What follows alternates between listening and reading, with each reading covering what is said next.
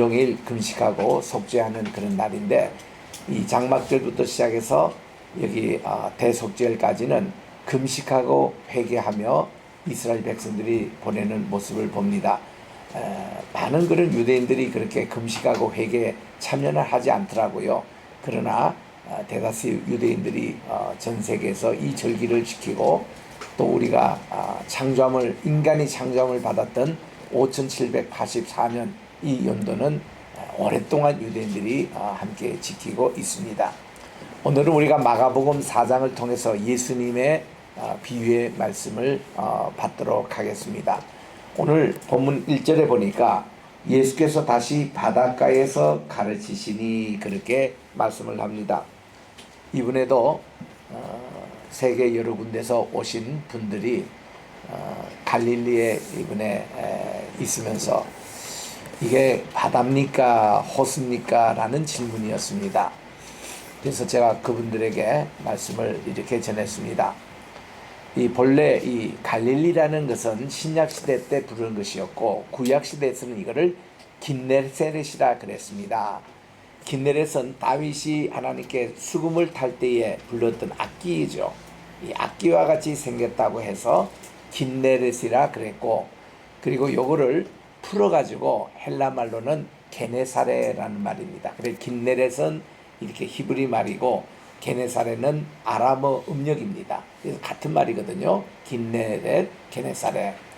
그리고 이것이 이제 신약시대, 중한시대에 와서부터는 갈릴리라고 이렇게 특별히 붙은 것은, 이 갈릴리라는 뜻 자체가 찌그린 반지다라는 뜻이죠.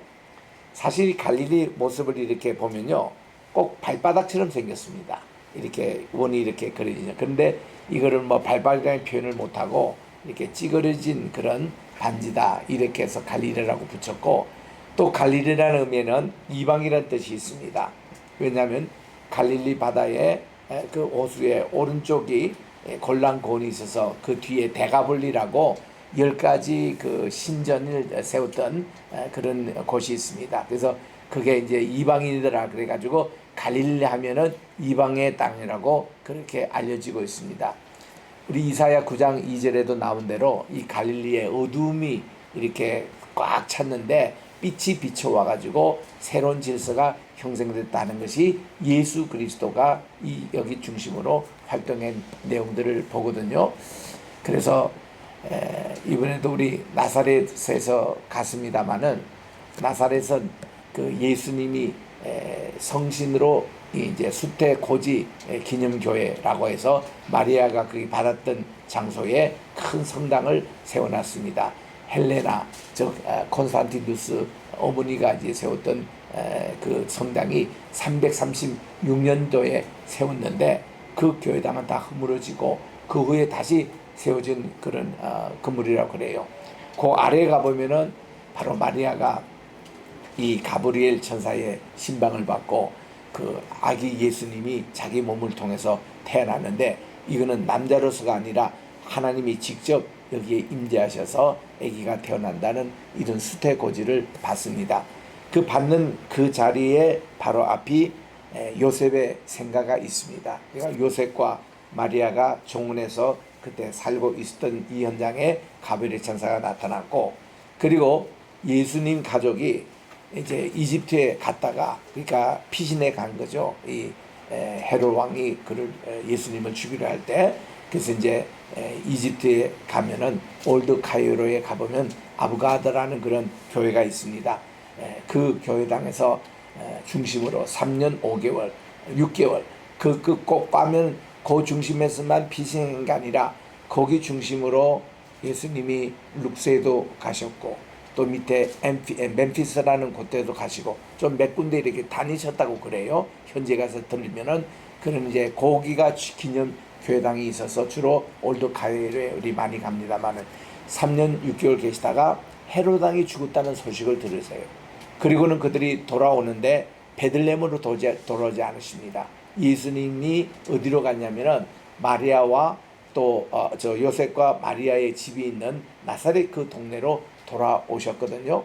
그러니까 한 4세 5세경에 돌아오신 걸로 보면은 공생이 시작하시까지 25년을 그곳에서 사셨습니다. 그 현장에 보면은 집이 꽤 큽니다. 그렇게 뭐 가난한 집은 아니었어요. 그러니까 이 방 안에 보면은 물탱크까지 있었으니까 이 물탱크는 뭔가니 우물을 대신하는 것으로 건기 때, 지금 가면 건기예요. 얼마나 이스라엘이 더운지 그 시원했던 갈릴리도 36도에서 제 있을 때 거의 38도까지 해서 완전히 거기는 뭐 방탄 유리를 다 해도 뭐 얼마나 얼굴이 타는지. 그리고 이스라엘 예루살렘에도 가면은 지금 40도가 거의 넘어요. 시온 게이트에서 쭉 내려가서 통곡의 벽까지 가는데도 얼마나 더운지. 도중에 물을 마시지 않으면 위험할 정도로 그렇게 굉장히 참 덥습니다. 이런 가운데 하나님이 이렇게 다 그 여러 가지를 체험하게 하셨는데, 이런 건기 때는 이스라엘이 본래가 비가 아주 오지 않는 데인데 이번에 웬일인지 이번 수요일 날 예루살렘에 비가 왔대요. 우리는 갈릴리 있었는데. 그리고는 그 다음 날 가니까 뭐 언제 비가 왔는지 쨍쨍하고 얼마나 그 다음 날은 또 더운지 모릅니다. 또 우리가 그 같은 기간에 하솔에 갔는데 하솔에서 막 비가 떨어지더라고. 이 건기 때 비가 오는 거 참 드문 일이거든요. 그 우리가 브라카 하면서 이 비를 맞았습니다. 이스라엘 사람들은 건기 때 비가 오는 거는 굉장히 좋은 행운으로 그들은 봅니다. 그래서 축복하면서 이제 비를 받습니다만은 참 이런 요번에 일이 있었습니다. 좌우지간 이 건기 때는 물이 없기 때문에 우기 때 물을 부지런히 집에 이렇게 둡니다. 그러면 건기 때 비가 안 올 때 이 물을 가지고 이래 쓰는데, 예수님의 자라신 그 요셉의 집 성가에는 그 물통이 아주 크게 있습니다. 이거 보면은 절대로 가난한 집안은 아니었다 그 말이고, 또 예수님이 흔히 목수의 집 그 요셉이다 이렇게 있는데, 우리는 어릴 때 그렇게 들었거든요. 우리는 목수라 그러면은 다 그냥 대패짓하고 못 정도 받고 해서 그냥 목공소에서 일하는 정도의 수준으로 목수를 알았습니다. 근데 이스라엘 가보니까 요셉의 그 직업이 우리가 생각했던 목수가 아니고, 요즘으로 말하면 한국어로 말하면 아주 고급 왕궁 기술자, 짓는 왕궁 기술자였다는 거예요. 그게 뭔가니 이 헤롯은 그 당시에 건축왕이었습니다. 아주 얼마나 건축을 많이 지었는지 자기의 별궁을 찌뿌라는 곳에 이 갈릴리 그 지방에서 꽤 괜찮은 날씨도 좋은 거기에 시푸레라는 곳이 있는데 그 이름 자체가 새라는 뜻입니다. 여기에 이 나사렛에 있는 많은 특수 이렇게 건축공학 이분들이 가서 일을 했답니다. 일을 했는데 예수님의 남동생들이 있었죠. 이들이 대거 가서 거기 일을 했는데 왕궁을 짓는 그런 기술, 이런 목수였다는 거예요. 그러니까 이 생활들이 괜찮았습니다. 예수님의 생각도 괜찮았어요. 또 베들레헴에 가버나움에 가면은 이 베드로의 자기가 있었던 집, 자기가 이 장모님 집에서 거했는데요. 그 집터도 얼마나 큰지 몰라요. 가버나움 회당에서 집 2개 건너서 이 터가 있는데 그 위에 성당을 지금 지어놨는데 그 밑에 터에 가보면은 상당히 큽니다. 그 베드로도 그 동네에서는 부유한 그런 집안의 사람이었다. 그 당시 또 어부들이 그렇게 또 돈을 많이 벌었대요. 요즘 또 보면은 우리가 3번인가 베드로 고기를 먹었는데 이거 고기가 이만큼 크더라고. 그러니까 예전에 우리가 먹었던 것보다 1.5배나 더 커요. 그동안 뭐 고기들이 뭐 어떻게 먹었는지, 이렇게 큰 고기가 우리 호텔에도 늘 저녁마다 이렇게 나오고 우리가 특별히 점심 때도 먹고 그랬는데 굉장히 고기가 커졌어요. 그 BASS 바스라고 베드로 고기, 아예 피러스 피시라고 이렇게 영어 이름도 그렇게 나옵니다. 이제 이걸 하나 다 먹으면 배가 불러요. 하여튼 다른 거 못 먹을 정도로 그만한 이제 고기가 잡히는데, 이번에 가서 참 감사한 게, 내가 그렇게 이스라엘 자주 가도 처음으로 갈릴리에서 해수욕을 했습니다. 그게 아침에 산책을 나가는데 몇 분들이 그 밑에 와서 이렇게 호텔에서 멀지 않는 10분 거리에 이게 수영을 하더라고요. 그래서 이제 우리도 이제 같이 수영을 했습니다. 그런데 첫날에는 내가 발만 잠글 때는 몰랐는데 이튿날에는 아예 그냥 내가 물속에 이렇게 들어갈 수 있는데, 고기들이 와가지고 내 발에 무좀을 다 뜯어먹고 발에 있는 그를 다 뜯어먹는데 간질간질하기도 하고 마사지도 되고 얼마나 참 기분이 좋은지 한 30분을 그렇게 있었어요. 우리 같이 일행들도 다 오고 또 다른 거기에 있는 분들도 같이 이렇게 해서 참 좋은 시간을 가졌는데, 근데 갈릴리에서 처음 수영을 해봤습니다. 그런데 거기에 그렇게 고기들이 그렇게 많이 살더라고. 이게 그 해안 근처, 여러분 아시는 대로 고기라는 것은요, 이게 이제 밤에 좀 깊은 곳일 때, 이 밤에 약간 어두워지면요, 좀 고기가 좀 깊은 데로 들어가요. 그리고 빛이 이렇게 나오면은 이 연안 부부들로 이렇게 나옵니다. 그 예수님께서요, 베드로에게 너 깊은 곳에서 그물을 내리라 할 때는요, 거기서 업으로 뼈가 굳었던 사람에게는 이해가 되지 않습니다. 이 시간에는 깊은 곳에 고기가 있을 시간이 아니에요. 그 다 이제 여러 건으로 나오는 시간인데, 우리 주님 깊은 곳으로 가서 그물을 던지라고 했을 때 그 많은 물고기가 잡혀서 2배에 가득 실렸고, 또 3년 후에 우리 주님이 다시 에다에 나타나셔서 이제 오른쪽으로 그물을 던지라 그럴 때에 베드로와 다른 6 제자들이 이게 여기에 갈릴리의 어부에 있어서 너무나도 전문가들인데, 이 시간에는 여기 던지면 거기 있을 것이다, 여기 있으면 것이다, 이런 걸 다 아는 제자들인데, 그들이 던지는 곳마다 거기가 한 마리도 없었습니다. 너무 낙담했죠. 우리가 이걸로 평생 동안 살았던 우리인데 3년 정도 이렇게 공백이 있다고 여기 와서 내려보니까 아무도 안 다치는 게 말이 안 되는 겁니다. 그런데 해변가에서 우리 주님이 얘들아 너희들 뭐 잡았느냐? 아무것도 잡은 게 없습니다. 그러면 너의 그 그물을 오른쪽에 내리라 이 말이에요. 이거는 뭔가 하니 오른쪽만 제어가, 다른 거는 다 저들이 던져봤는데 한 마리도 없던 거거든요. 그 말은 뭔가 하니 지금 이 물고기를 주님이 오른쪽에만 몰아난 거예요. 요거를 몰랐습니다. 또 자기들 경험과 상식으로는 여기에 내려도 고기가 있을 리가 없는데 내려보니까 153마리나 거기서 잡혔다는 거. 이게 주님의 방법입니다.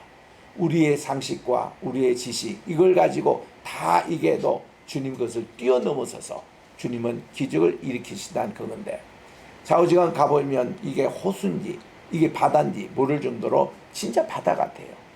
근데 이스라엘에서는요, 바다라는 개념은 저기에 지중해를 얘기합니다. 지중해를 대해, 큰 바다, 바다라고 그렇게만 얘기하고, 그리고 여기 있는 갈릴리에 있는 것은 호수입니다. 위에서부터 이렇게 헐몬산에서 내려오는 물이 이렇게 고여가지고 갈릴리를 이루고, 그리고 여기서 또 미리 계속 나가서 요르단 강이 이제 시작이 되는 그 시점이거든요. 이거 호수죠. 이 호수 개념인데 이거를 자꾸 바다라고 이렇게 번역합니다. 우리 번역에도 지금 바다라고 나오잖아요. 예전에는 호수라고 나온 거를 왜 바다로 고친지 모르겠어요. 여러분, 이 성경을 지금 번역했던 분들이 해외에서 다 공부한 분들입니다. 히브리 말 다 압니다. 헬라어 다 압니다. 아람어 아시는 분들이 왜 성경을 왜 자꾸 잘못 번역하냐 이거예요. 우리나라 말로는 호수라고 번역이 맞는 거예요. 왜냐하면 얌이라는 이 말이 히브리 말인데, 이 말 자체는요, 유대인의 얌이라는 거는 바다든 호수든 다 강이든 심지어 우리 성전에 들어갈 때에 우리 손과 발을 씻는 물두멍, 이것도 얌이라 그래요. 거기는 물이 많이 고인 것을 전부 다 얌이라 그러거든요. 그러니까 오늘날 우리 개념으로는 바다면 바다로 해석해야 되고, 호수면 호수로 해석해야 되고, 또 와디 있는 근처에 있는 다니는 강은 강대로 나할, 이거는 이제 또 이 강으로 또 해석해야 되고, 또 물두멍은 물두멍대로 이게 레이벌 이렇게 해석을 해야 맞는 표현인데, 우리나라 그렇게 성경학자들 많고 있는데 왜 이거를 막아보고 왜 또 하도록, 옛날에 다 호수를 번역했는데 그러니까 내가 도대체가 이해가 안 된다는 거예요. 이거는 호숫가에 맞습니다. 우리 한번 따라합시다. 호숫가. 예, 갈릴리 호숫가에 가르치시는데 큰 무리가 모여들었습니다. 예수님께서 이 호수에 떠있는, 바다를 다 호수로 바꾸세요. 이 떠있는 배에 올라서 앉으시는데 온 무리가 호숫가 육지에 앉아 있었습니다. 거기 가보시면 몇천 명 단위, 몇만 명이 모이는 군중들을 매니지할 수 있는 건물이 하나도 없습니다. 또 그런 어떤 들도 없어요. 그러니까 이게 제일 좋은 것이 이제 이 호숫가 위에 배에서 주님이 가르치시면은 여기에 이제 언덕이 이렇게 형성이 돼 있어요. 갈릴리 여러분 가시면은 이게 갈릴리가 이제 푹 꺼져 있습니다. 일반 지상보다. 왜냐하면은 지중해보다도 212m 낮아요 이게. 그 때문에 지중해 편에서 있는 이것이 육지고 여기서 이렇게 쭉 꺼진 거기 때문에 밑에서 이거를 내다보면은 꼭 산같이 보여요. 근데 산이 아니거든요. 그냥 언덕이에요. 땅이 푹 꺼진 거기서 그냥 평지 쳐다보는 그겁니다. 그래서 이거를 산상수원이라는 번역도 잘못된 번역이에요. 이 산이 아니거든요. 산이라는 것은 해발 여기서 이제 100m, 500m, 700m 이걸 우리 산이지 않잖아요. 그래서 이번에도 제일 높은 산인 헐몬산에 우리 기슭까지 갔다 왔거든요. 헐몬산은 지금 시리아가 대부분 차지하고 있고 레바논 국경을 가지고 있고 이스라엘 국경 함께 합치는 것이 이 헐몬산입니다. 그 마음대로 올라가지를 못해요. 국경지대이기 때문에. 그런데 헐몬산에서 내려오는 그 아주 차가운 물입니다. 이게 이제 그 만년설 그 2874m에 이르는 정상에 쌓이는 그 물이 항상 이렇게 내려옵니다. 내려와 가지고는 땅 속에 이렇게 내려서 팍 솟는 용천이라 그러죠. 그 물을 가이사라 빌립보라 그래요. 우리가 얘기하는 가이사라 빌립보의 주님께서 거기 가셔서 인자를 누구라 하느냐, 베드로가 주는 그리스도시요 살아계신 하나님 아들이다 최초의 신앙 고백했던 그 장소에도 우리 가보고, 그리고 또한 이것이 지상으로 떨어지는 게 있습니다. 지상으로 떨어지는 물이 졸졸졸졸 냇물을 흐르고 폭포도 이렇게 내려와 가지고 이걸 하는데, 이것이요 에덴 동산 같습니다. 완전히. 그게 이제 반야스 폴스 있는 그쪽 이가하고 지금 이제 이 신앙 고백했던 요거하고 이제 연결이 돼서 그러는데, 이 참 완전히 아주 에덴 동산과 같은 아주 물이 좋습니다. 근데 이번에 그 신앙 고백했던 그 장소에 가면 물이 얼마나 차가운지 우리가 이게 발을 담그면은 한 10초도 못 있어서 빼고 싶을 정도로 물이 차가워요. 이렇게 밖에는 40도나 되는 그런 것인데, 그래서 이거 체험을 해야 되겠다 했는데 거기 못 들어가요. 코로나 이후에는 뭐 안전사고 있다고 못 들어가서 야 이거 체험 못하고 어떡하나 하고는 점심을 먹었어요. 점심을 먹는데 거기서 한 10분 거리에 레바논 사람이 하는 이제 점심 식당이 있더라고요. 레바논 국경이 가까워요. 거기서 이제 헐몬산이니까. 그런데 거기서 밥을 먹고 있는데 누가 보니 거기에 물이 흐른다는 거예요. 식당 주인 불러서 이게 바로 그 반야세에서 내려온 그 물이니까 그 물 맞다는 거예요. 그 밥 먹고 우리가 전부 다 가서 거기에 발을 담그는데 얼마나 차갑는지. 이게 이제 설물이 이렇게 밑으로 솟아나가지고 용솟진 거기에 물이기 때문에 굉장히 차가워요. 그래서 이번에도 우리 체험을 했습니다만은 그 예수님이 이렇게 찌는 여름에 여기까지 오셔가지고 주님은 판신전 앞에 이 헬몬산에 섬기는 신입니다. 이 판신전 앞에서 야 세상 사람들이 나를 누구라 하느냐 그랬더니 예수님을 어떤 사람은 엘리야라 그럽니다. 어떤 사람은 선지자 중에 하나님입니다. 어떤 사람은 예레미야라 그럽니다. 그러면 너희들은 나를 누구라 하느냐 그랬더니 베드로가 당당하게 Thou art the Christ. 바로 당신은 예수 그리스도이십니다. 그리스도이십니다. 살아계신 하나님의 아들이십니까? 이렇게 고백할 때 우리 주님이 너무 기쁘셨던 거예요.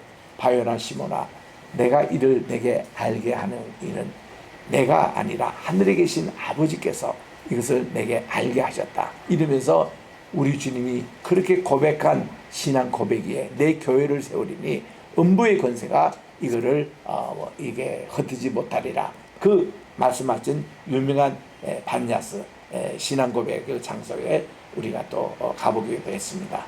좌우지간 여기서 내려오는 물이 이제 hul레라는 호수에 한번 잠깐 보이고, 그리고 그것이 내려서 갈릴리 호수에 이제 이게 물이 들어갑니다. 그래서 이 물이 참 평소 때는 어떤 때는 아주 가물을 때, 제가 이제 1988년에 그때 처음 갔을 때는요 이 물이 굉장히 밑에 있었어요. 가물어 가지고 1986년도 우리나라 올림픽 하기 전 2년 전 우리나라 아마 아시아 게임에 했을 해입니다. 그때는요 아예 이 갈릴물이 점점점 줄어가지고 배가 나왔거든요. 딱 고고학자들이 가서 조사해 보니까 이 배가 예수님 당시 어부배예요. 그러니까 베드로가 탔던 배, 안드레가 탔던 배, 요한이 탔던 배, 그 배입니다. 그래가지고 그것이 발굴이 돼가지고 세계적인 빅뉴스가 됐잖아요. 그 지금은요 이 배를 보관하기 위해서 키부스가 형성되어 있습니다. 노프 키네사르라는 그런 형성이 돼가지고 거기서 이제 자고 이 배를 이제 볼 수 있도록 그렇게 돼 있는데, 우리 지난 2월에 갈 때는 작년인가요? 그때는 우리가 여기에서 이제 갈릴리 이렇게 호수에 가는 배를 탔던 그 키부스입니다. 그리고 돌아오면서 우리가 그 키부스 배를 보관했던 박물관을 잠깐 보고 우리가 다시 차에 탔습니다만은 바로 그런 곳인데, 그만큼 이게 물이 없을 때는 그렇게 하는데 지금 가면요 물이 꽤 많이 차 있어요. 그리고 물이 너무나 좋습니다. 아침에도 2번이나 우리가 수영을 했습니다만 그 물을 정말 마시고 싶을 정도의 그런 물이 맑게 그렇게 깨끗하게, 왜냐하면 그거 조르단과 우리 이스라엘 젖줄입니다. 이 갈릴리 호수가. 그래서 얼마나 참 좋은지.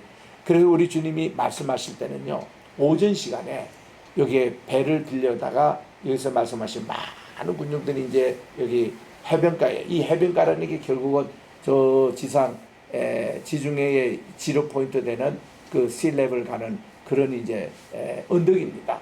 거기 많은 사람이 앉아 있는데 배가요 아침에는 바람이 여기 골란고 쪽에서 서쪽으로 붑니다. 서쪽으로 부는 동풍이죠.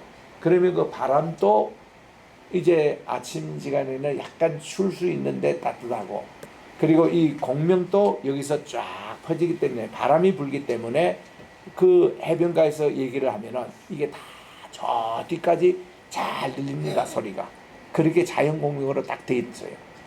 우리 주님께서 천국을 마치 이와 같으니 어떤 사람이 씨를 뿌리러 가는데 하나는 돌짝밭에 떨어졌다, 하나는 길가에 떨어졌다, 하나는 가시나무에 떨어졌다, 하나는 옥토밭에 떨어졌다, 이런 이제 농경 비유를 합니다. 요거 말씀하실 때에 우리 주님이 저기 한 농부가 지금 이 씨를 뿌리고 있는 것이 주님께서 보였던 거예요. 그래서 여기 보면은 헬라에도 보면 우리 주님께서 한 사람이 씨를 뿌리러 나가는데 이것이 과거도 아니고 지금 현재 진행하고 있는 그런 뜻으로 헬라어가 그렇게 적혀 있습니다. 그 우리 주님 그 농부를 보면서 하는 거예요. 그때는 농경법이 오늘날처럼 소나 이렇게 또 짐승이 밭을 갈아가지고 그 위에 농부가 손으로 이렇게 떨어뜨리는 농경법이 아니라 이 농경법은 AD 2세기 3세기 그때 돼 있다고 그래요. 우리나라도 보면 사만시대 때 살펴보면은 그런 농경법이 우리나라에도 한 3세기경부터 이렇게 오늘날 소가 갈고 또 말이 갈고 이렇게 해서 거기에 이제 씨를 뿌리고 하는 것이 훗날 발전된 것이고, 이스라엘도 마찬가지입니다. 그래서 그때는요 소나 말이나 이렇게 이제 끌고 가는 수레에다가 이렇게 씨를 이렇게 많이 갖고 여기서 이제 조그마한 구멍을 만들어 가지고 쭉 가는 길에 여기 톡톡톡 떨어지도록 그렇게 씨를 이제 심었다는 겁니다. 그렇게 심다가 예수님 당시에 이게 너무 낭비가 심하다고 해가지고 사람이 직접 이렇게 뿌리는 걸로 이렇게 돼 있다는 거예요. 그러면 사람이 이렇게 뿌리다 보면은 어떤 씨는 길가에도 뿌려지고, 그냥 일부러 뿌리는 게 아니라 그냥 뿌리다 보니까 길가에도 떨어지기도 하고 돌짝밭에도 떨어지기도 하고 가시덤불 여기도 떨어지기도 하고 이제 저기 옥토밭에 떨어지는데, 가만 보면 세 가지 이 모든 밭은 씨가 없는 거예요. 열매를 맺지 못하는 거예요. 옥토밭에 떨어지는 그것만이 30배, 60배, 100배 결실을 맺는 것을 주님이 설명할 때는 여기 있는 2만 명 군중들 다 그는 듣고 아는 겁니다. 저희들이 평소에 생활이 그랬으니까 다 아는 거예요. 근데 이날 저녁에 우리 주님이 10절 이하에 보니까 집에 이제 들어가셔서 저녁에 식사를 같이 합니다. 그때는 되게 랍비가 자기 제자들과 함께 하는 식사를 키두시라 그랬습니다. 따라합시다. 키두시. 이 키두시라는 뜻이 뭔가니, 카데스라는 것은 성별되다 이런 뜻인데 키두시라는 것은 선생님과 랍비가 사이에 이렇게 참 성별된 시간, 그러니까 그냥 식사가 아니고 말씀을 주고받고 오늘 낮에 얘기했던 것을 주님이 설명하고 하는 이런 어떤 모임을 키두시라 그랬고, 요게 마지막 키두시가 뭔가 하니 우리 흔히 얘기하는 최후의 만찬, The Last Supper. 우리 주님이 이제 내일 이제 십자가에 달리시는데 오늘 마지막 이제 키두시 했잖아요. 거기 다 키두시였습니다. 이 키두시 요 시간에 밤중에 니고데모가 와서 우리 주님 같다고 대화를 나누셨고, 이 밤중에 우리 주님이 키두시 시간이었습니다. 그때 이제 제자들에게 이런 말씀을 했습니다. 우리 주님이 오늘 왜 파라볼레, 이 파라볼레라는 것은 이 헬라 말로 비유라는 말인데, 패러블, 파라라는 것은 곁에라는 뜻이거든요. 볼레라는 것은 던지자 이런 뜻입니다. 파라볼레 비유의 뜻은 뭔가 하니 주님의 말씀을 이렇게 곁에 던져가지고 서로 비교하게 만드는 이것이 비유의 본래 뜻입니다. 하늘의 거를 우리 인간의 용어로 표현한 것을 비유라고 이렇게 얘기하는 것입니다.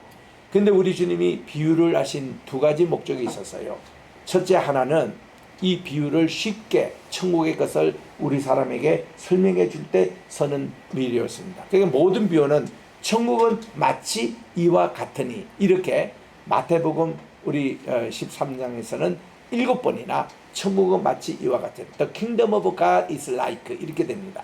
천국은 마치 이와 같으니 하고 씨 뿌리는 자의 비유, 무슨 뭐 누룩의 비유, 또 겨자씨의 비유, 또 그물에서 고기를 이제 이렇게 골라내는 이런 모든 것을 천국은 이와 같이 하고 이렇게 하는 게 비유고, 두 번째 이 비유하신 목적은 뭔가 하니 이 귀한 비밀을 바리새인이나 서기관이나 예수님을 비판하려고 지금 여기 앉아있는 사람들이, 이 사람들에게는 이거를 가리기 위해서, 이 비밀을 감추기 위해서 주님이 하셨다, 이런 말씀입니다.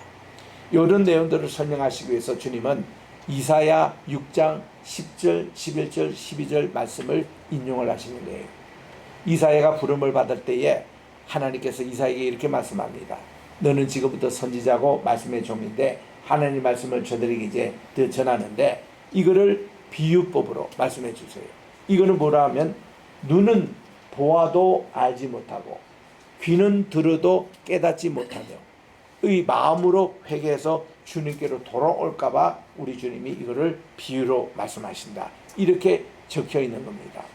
쉽게 말하면 이제 말씀을 바로 듣지 못한 사람들에게는 항상 그가 뭐 눈으로 보든 귀로 듣든 마음으로 깨닫든 이렇게 해가지고 어떻게 하나님의 말씀의 비밀을 깨닫지 못하도록 차단하기 위해서 저들에게는 비유로 말씀하신다는 거죠.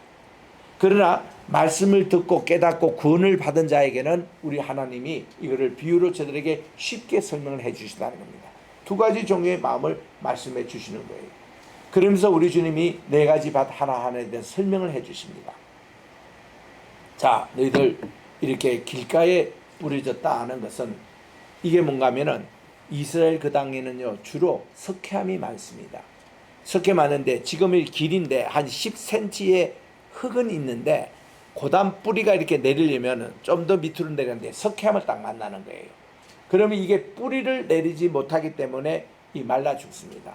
그러면 이런 것을 지나가는 새가 와서 그거를 쪼아먹는, 이것이 길가에 뿌려진 밭이라는 거예요.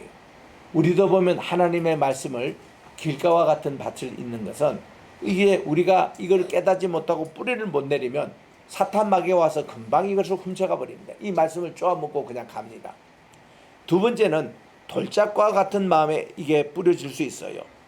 이 돌짝밭은 아신 대로 돌이니까 이게 이제 더 이상 이렇게 밑에 가지를 못합니다. 지금 또 골란고원에 가면은 키부스가 5개가 있어요. 거기 가서 참 감동적인 얘기를 들었습니다. 그들이 키부스라는 운동은 아시죠? 이 박토와 같은 이스라엘 땅을 옥토로 바꾸는 운동입니다.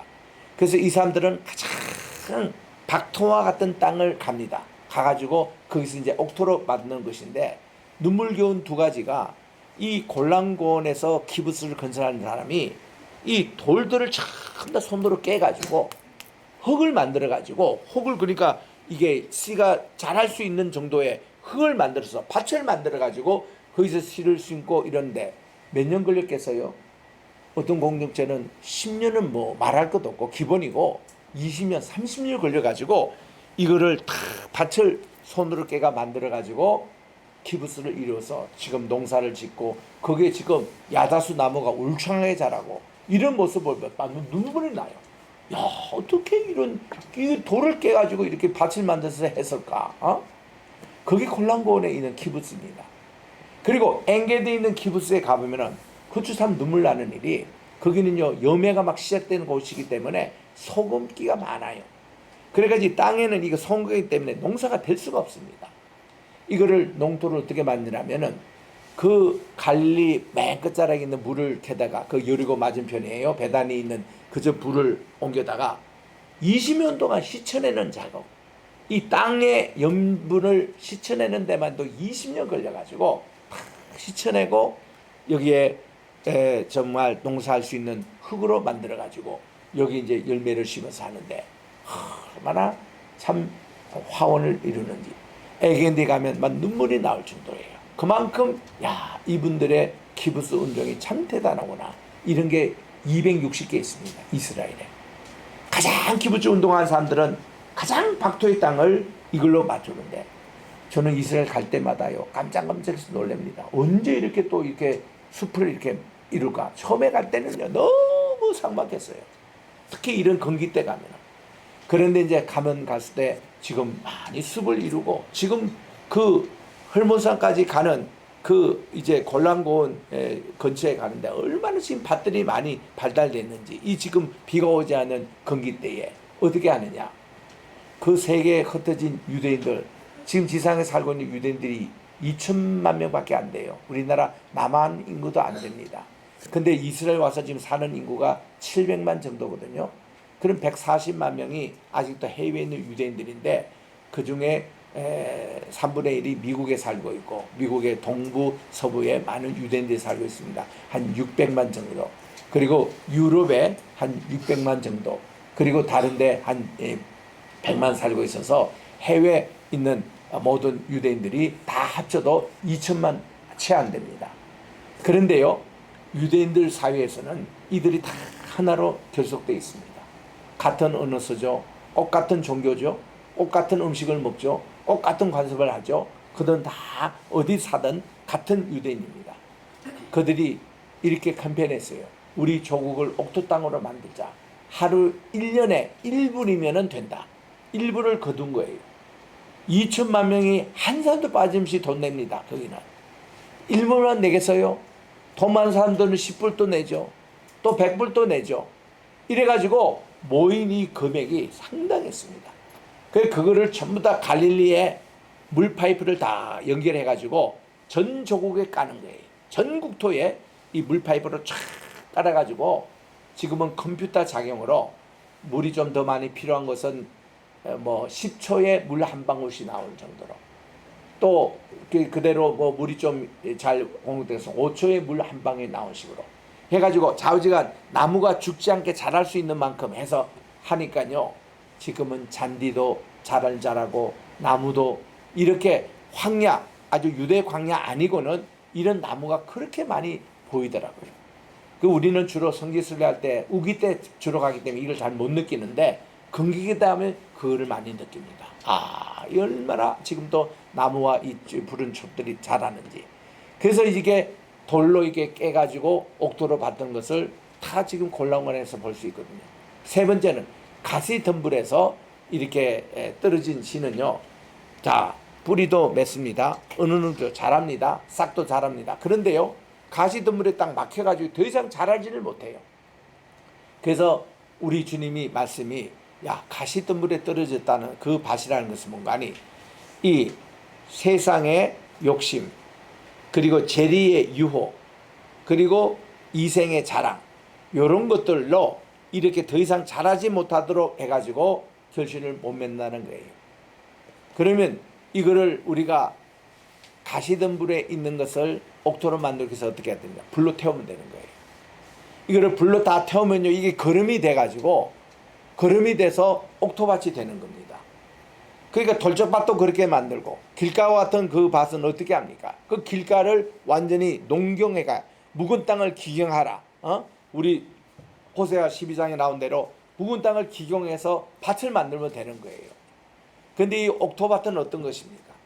여러분, 이 옥토밭은요, 제가 미국에 처음 갔을 때 중서부 지방에서 있었는데 미국의 옥토밭을 제가 구경했습니다.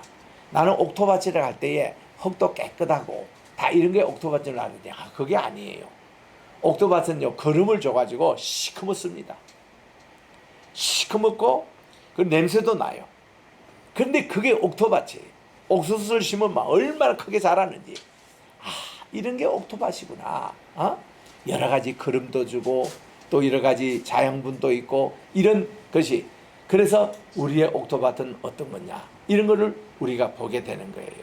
그래서 여기는 30배, 60배, 100배. 우리 마태복음 보면요, 100배부터 나와요. 100배, 적어도 60배, 아주 안 나와도 30배는 열린다, 이렇게 돼 있고, 이쪽 우리 마가복음에서는 여기 이제 30배, 60배, 100배 점차적으로 이렇게 나와 있는데, 이제 다른 복음서에는 이게 100배부터 또 시작하는 복음서가 있다는 겁니다. 그래서 이런 거 보면은, 야, 이렇게 천국의 그 씨앗이 우리에게 떨어졌을 때 이렇게 옥토밭에 자라면은 많은 열매를 맺게 되는다, 이렇게 우리 주님이 말씀해 주시고는, 그 다음 자라는 씨앗의 비유, 또한 겨자씨에 대한 비유를 말씀하십니다. 겨자씨라는 것은요, 눈에 보일까 말까 하는 아주 작은 티와 같은 그런 겨자씨입니다. 근데 그거를 자라면은 이것이 어느 정도 이게 나물이 되고, 이것이 더 자라면은 이 나무가 돼요. 나무가, 겨자씨 나무가 돼요. 그 이스라엘의 우리 중요한 벤구리온 공항에 딱 내리면은 이제 나가자마자 가이드가 그렇게 설명합니다. 여러분, 여기 나무가 보이시죠? 네, 나무가 보입니다. 진짜 새가 막 깃들이고 그래요. 이거 겨자나무라고 소개를 해요. 이렇구나. 이것이 눈에 보이든 말든 조그마한 씨가 심겨져가지고 자라서 이렇게 자란다는 거죠. 천국은 뭐냐? 자라야 된다는 겁니다. 씨가 이렇게 해서 큰 나무를 이룰듯이 우리들도 천국은 다 자라는 거. 그래서 여러분, 어린아이가 말이죠, 우리가 자라는 모습을 볼 때 얼마나 귀하고 신기하게 보입니다. 당연한 건데, 특히 엄마, 아빠, 할아버지, 할머니는 더 미칩니다. 애들이 뭐 당연히 기는 거 당연한 거고, 말 한마디 하는 거 당연한 건데 막 하는 거 보면 너무 신기하고 그래요. 그와 같이 하나님께서 말이죠, 우리 믿음이 자라가지고 천국 언어를 쓰고 우리가 이렇게 자라는 모습 볼 때 우리 하나님이 얼마나 기뻐한지 모릅니다. 그런데 제일 힘들고 속상한 것은요, 잘해야 될 아이가 말을 못해요. 걷지를 못합니다. 또 무슨 제대로 오른손을 가지고 글씨를 못 써요. 이런 거 있으면 얼마나 엄마 아빠의 마음이 속상하겠습니까? 하나님께서 마찬가지예요. 우리의 믿음이 자라고 이렇게 이런 거 볼 때 주님이 너무 기뻐하시지, 잘하지 못하면 주님은 참 슬프겠다라는 것을 우리 주님이 비유로 말씀하십니다. 이런 비유를 말씀하시고 우리 주님이 이제 제자들과 함께 우리 호숫가 좀 건너편에 가서 좀 쉬자. 왜냐하면 여기 있으면 쉬지를 못해요. 하나만 군중이 늘 따라다니니까 그렇게 가시는데, 우리 주님이 너무 피곤하셔서 그런지 고물에 베개를 메고, 여기에 그 어부에 사는 배에 보면은 이렇게 사람이 앉기도 하고 하는 그 탕이죠. 거기 고물이라 그래요. 고물에 이렇게 주님이 좀 쉬고 계시는데 풍랑이 일어난 겁니다. 그래서 이 갈릴리는 항상 이렇게 크고 작은 풍랑이 있을 수 있거든요. 왜냐하면은 저기에 동풍은 뜨거워요. 서풍 지중에서 오는 바람은 차가워요. 요게 이제 밤에는 같이 이렇게 여기에서 갈릴리 호수 위에 같이 붑니다. 그러면 풍랑이 일어날 수 있어요. 큰 풍랑이 있던 작은 풍랑인데 엄청나게 큰 풍랑이 일었던 것 같아요. 그 제자들이요, 우리가 죽겠습니다 하는 심정을 가지고 막 주님을 흔들어 깨우신 겁니다. 자, 그러면 여러분 생각에 진짜 우리 주님이 자고 계시겠냐 그 말이에요. 아니에요. 우리 주님은 자는 척 하시면서 제자들의 믿음의 분량을 측정하신 겁니다. 지금 이 친구들이 주님을 모시고 가는 배에서도 이런 풍랑에서 어떻게 대처하는가 우리 주님이 보시는 거겠죠. 그러니까 막 예수님을 막 깨우고 우리가 죽겠습니다, 좀 일어나십시오. 그런데 우리 주님이 일어나셔서 바람과 바다를 잠잠하셨습니다. 두려워 말라, 바람에게 잠잠하라, 그쳐라. 우리 주님 be still 이렇게 명령하시니까 이 모든 풍랑이 잠잠하게 됐습니다. 이때 제자들이요 깜짝 놀랍니다. 지금까지 예수님 이 자연까지도 이렇게 순종하는 거 처음 봤거든요. 그동안 마귀도 쫓아낼 때도 깜짝 놀랐지만, 또 병자도 고치는 거 우리 주님 깜짝 놀랐지만, 우리 주님께서 이렇게 이제는 이 자연까지도 명령하니까 이렇게 잠잠게 되는 거, 와, 본래 이 지역 갈릴리는 이방 지역이기 때문에 이쪽쯤 오면은 다 데가볼리 이런 데서 그 헬라 신, 또 제우스 신 이런 신들에게 제사를 막 드려야 이 풍랑이 멈춘다고 생각할 때였습니다.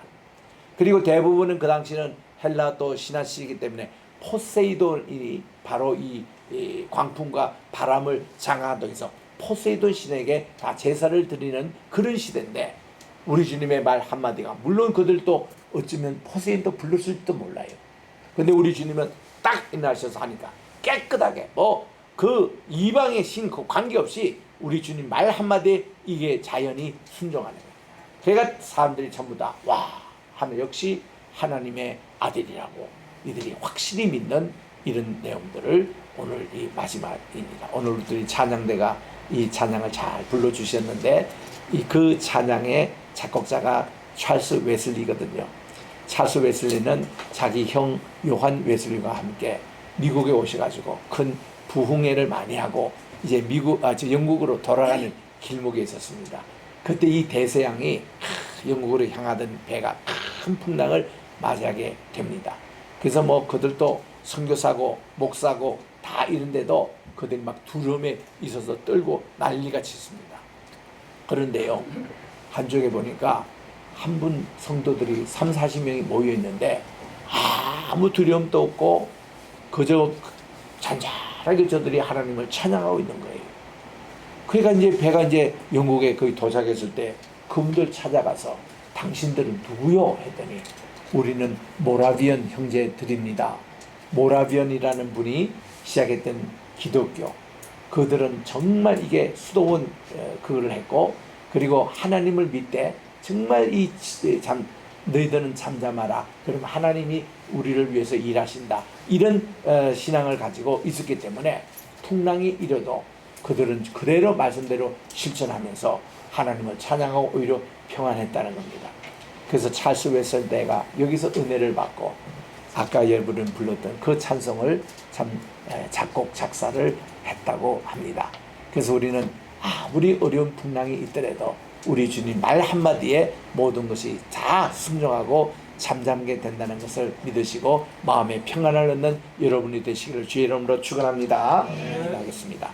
하나님 아버지 감사합니다. 오늘 또 천국의 비유 참 감사드리고, 또 예수님은 이렇게 모든 자연의 질서마저도 하나님의 말씀으로, 말씀 한마디에 다 잔잔해 있던 것이 우리들도 어떤 사탄과 또한 이제 마귀의 어려운 공격이 있더라도 예수님의 이름으로 물리치게 도와주시옵시고, 예수님의 이름으로 평화와 질서를 회복하게 도와주시고, 예수님의 이름으로 모든 병마가 물러나게 도와주시옵소서. 예수님의 이름으로 감사하며 기도드립니다. 아멘.